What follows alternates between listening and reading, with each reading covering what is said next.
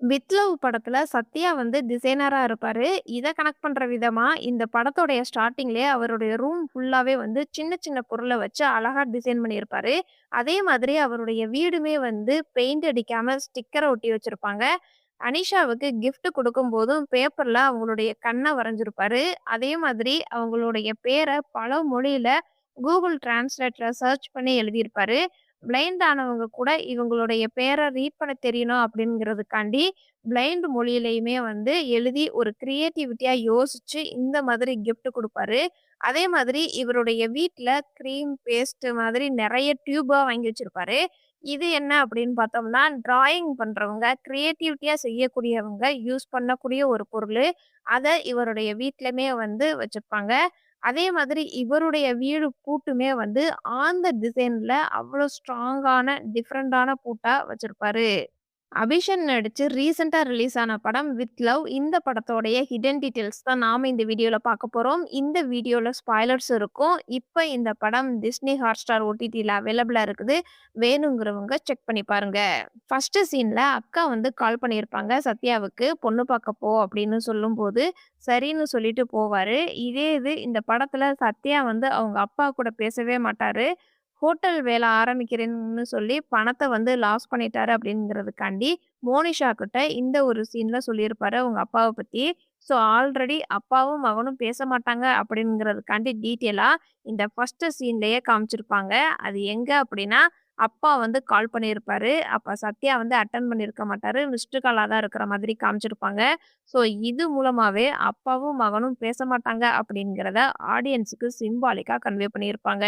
அதே மாதிரி மோனிஷா வீட்டுக்கு வந்ததுக்கு அப்புறம் தான் சத்யாவுக்கு வந்து சமைக்க தெரியும் அப்படிங்கிறது ஆடியன்ஸ்க்கு ரிவீல் பண்ணியிருப்பாங்க. ஆனா, இதுக்கு முன்னாடி வர ஃபர்ஸ்ட் சீன்லயே சத்யாவுக்கு சமைக்க தெரியும் அப்படிங்கிறத மாவு டப்பா வெளியில எடுத்து வச்சுட்டு தான் பிரஷ் பண்ணவே போகுற மாதிரி காமிச்சிருப்பாங்க.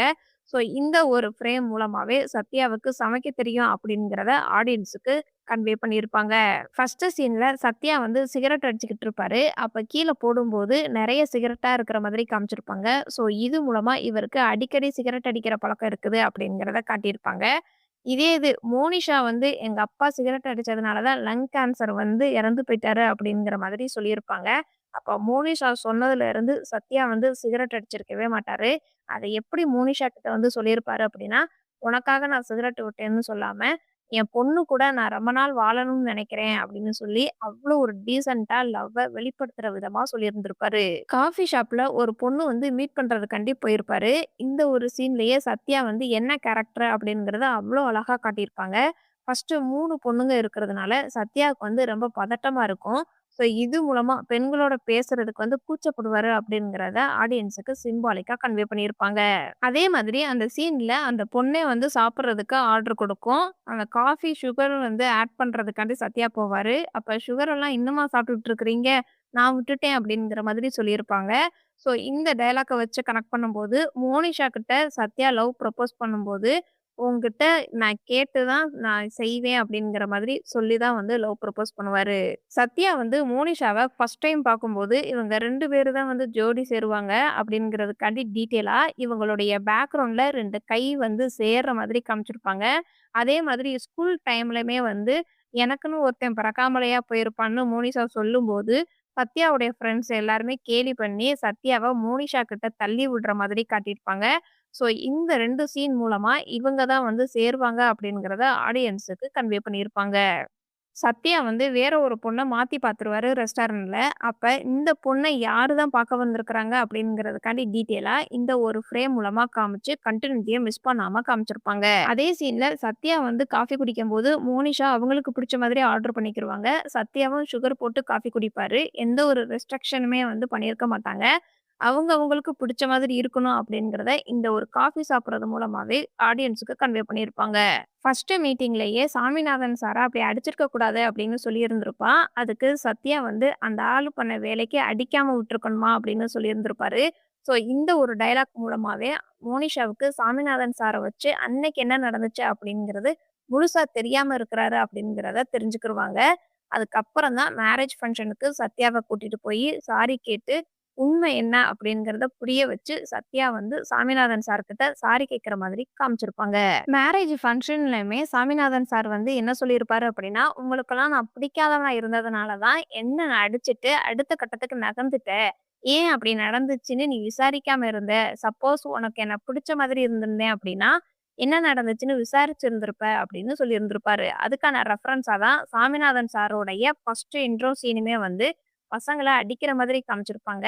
இதே இது மேரேஜ் ஃபங்ஷன் அப்ப நான் இனிமேல் எந்த ஒரு ஸ்டூடண்ட்டயுமே அடிக்க மாட்டேன்னு சொல்லியிருந்திருப்பாரு. அதே மாதிரி அவருடைய கடைசி போர்ஷன்லயுமே வந்து மோனிகா வந்து சத்யாவ அடிக்கிற மாதிரி தான் வந்து காமிச்சு முடிச்சிருப்பாங்க. சத்யா வந்து அனிஷாவ பத்தி பேசும்போது, ஸ்கூல் டைம்ல அனிஷாவ பாக்க மட்டும் தான் வந்து செய்வாரே தவிர, அனிஷா கிட்ட போல்டா பேசியிருக்க மாட்டாரு. அதனால தான் அனிஷாவுக்கு கிஃப்ட் குடுக்குறம்போது, கண்ண மட்டும் வரைஞ்சு குடுக்குற மாதிரி காமிச்சிருப்பாங்க. சத்யா மோனிஷாவ மீட் பண்ணும்போது, "நான் வந்து ஒரு இன்ஃப்ளூயன்சரா இருக்கிறேன்" அப்படின்னு சொல்லியிருந்திருப்பா. அப்ப சத்யா வந்து, "நான் சோசியல் மீடியால பெருசா ஆக்டிவா இல்லன்னு" சொல்லியிருந்திருப்பாரு. இவரு யூஸ் பண்றது வந்து Facebook மட்டும் தான் யூஸ் பண்ற மாதிரி காமிச்சிருப்பாங்க. ஸ்கூல் டைம்ல Facebook தான் வந்து யூஸ் பண்ணியிருந்திருப்பாரு. காலேஜ் ஒர்க் பண்ணும்போதும் Facebookல மட்டும் தான் வந்து இருந்திருப்பாரே தவிர, Instagramல இருந்திருக்க மாட்டாரு. அதனால தான் அனிஷாவுக்கு கல்யாணம் ஆகி குழந்தை இருக்குது அப்படிங்கிறத Facebook மூலமா தெரிஞ்சு வச்சிருப்பாரு. அனிஷா வந்து Facebookல இருக்கிறதுனால, சத்யாவும் Facebook மட்டும் யூஸ் பண்ற மாதிரி காமிச்சிருப்பாங்க. அனிஷாவுக்கும் சத்யா மேல ஒரு கிரஷ் இருந்திருக்குது அப்படிங்கிறதுக்காண்டி டீட்டெயிலா தான் Facebookல பேசிக்கிட்டு இருக்கும்போது, நம்பர் கேட்ட உடனே அனிஷா வந்து நம்பர ஷேர் பண்ணியிருப்பா. யார்கிட்டயும் குடுக்காதுன்னு சொல்லியிருந்திருப்பா. அதே மாதிரி சத்யாவுடைய ஃப்ரெண்டு கிட்டயுமே வந்து சத்யாவ பத்தி சத்யாவுக்கு ஆள் இருக்கா? இல்லையான்னு விசாரிச்சிருந்திருப்பா. ஆனா ஃப்ரெண்டு தான் வந்து சத்யாவுக்கு ஆள் இருக்குதுன்னு சொன்னதுனால, அனிஷா வந்து சத்யாவுடைய ஃப்ரெண்டு தினேஷ லவ் பண்ற மாதிரி காமிச்சிருப்பாங்க. ரொம்ப நாள் ஆனதுக்கு அப்புறம் மீட் பண்ணும்போது, "நீனே பேசவே மாட்ட" அப்படிங்கிற மாதிரி இவங்களுக்குள்ளயுமே வந்து ஒரு ஆதங்கம் இருக்கிற மாதிரி காமிச்சிருப்பாங்க.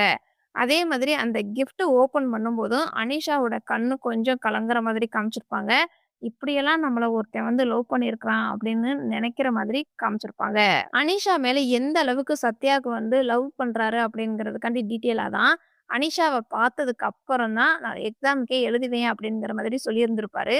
ஒரு நாள் எக்ஸாம்க்கு அனிஷா வராம இருந்ததுனால, இவரும் எக்ஸாம் பேப்பர்ல வந்து பேர மட்டும் எழுதி குடுத்துருப்பாரு.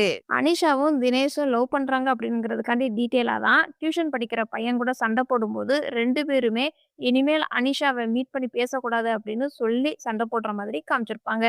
இந்த ஒரு சீன்ல அனிஷாவுக்கு பிறந்தநாள் வந்திருக்கும். அப்ப சாக்லேட் குடுப்பா. தினேஷுக்கு கை குடுக்கணும் அப்படிங்கிறதுக்காண்டி சத்யா கைய குடுத்த உடனே அனிஷாவும் கைய குடுப்பா. அதுக்கப்புறம் தினேஷ் வந்து கைய குடுத்து வாழ்த்து சொல்லுவான். தினேஷ் கைய குடுத்து வாழ்த்து சொல்லும்போது, சத்யா வந்து மொறச்சு பாப்பான். ஏன்னா, ஒன் சைடா சத்யா வந்து லவ் பண்றதுனால மொறச்சு பாக்குற மாதிரி காமிச்சிருப்பாங்க. இதே இது தினேஷுக்கு பக்கத்துல ஒரு பையன் வந்து அனிஷாவுக்கு கை குடுக்கும்போதும், 2 பேருமே மொறச்சு பாக்குற மாதிரி ஒரு ஷாட் வச்சிருப்பாங்க. இந்த படத்தோடைய ஸ்கூல் போர்ஷன் வந்து 2012ல நடந்த மாதிரி காமிச்சிருப்பாங்க. அதுக்கான டீட்டெயிலா எக்ஸாம் சர்க்குலர் ஒட்டும்போது மென்ஷன் பண்ணியிருப்பாங்க. அதே மாதிரி சத்யா வந்து அனிஷாவுக்கு ஒரு புக் குடுப்பான். அந்த புக் லான்ச் பண்ற வருஷம் வந்து 2011. அந்த புக்கோடைய மெயின் கான்செப்ட்டே வந்து ஒரு முக்கோண காதல் கதை பத்தி சொல்லக்கூடிய ஒரு புக்கு.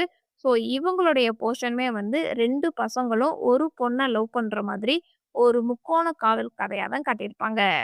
வித் லவ் படத்த நீங்க ஒரு தடவையாவது பார்த்துருக்கீங்க அப்படின்னா, இந்த வீடியோக்கு லைக் பண்ணுங்க. இந்த படத்துல நடிச்ச எந்த கேரக்டர் ரோல் உங்கள ரொம்ப இம்ப்ரெஸ் பண்ணுச்சு அப்படிங்கிறத கமெண்ட்ஸ்ல சொல்லுங்க. இதுக்கு முன்னாடி நம்ம சேனல்ல சீக்ரெட் ஸ்டோரி ரோஸ்லின் வெப் சீரிஸோடைய ஹிடன் டீட்டெயில்ஸ் வீடியோ அப்லோட் பண்ணியிருக்கிறோம். வேணுங்கிறவங்க கமெண்ட் பாக்ஸ்ல லிங்க் இருக்குது செக் பண்ணி பாருங்க. வித் லவ் படத்துல இதெல்லாம் நான் நோட் பண்ண சின்ன சின்ன ஹிடன் டீட்டெயில்ஸ். இந்த மாதிரி படத்தோட ஹிடன் டீட்டெயில்ஸ் நீங்க இன்னும் தெரிஞ்சுக்கணும் அப்படின்னா, நம்மளுடைய சேனல சப்ஸ்கிரைப் பண்ணி பெல் ஐகானையும் கிளிக் பண்ணுங்க.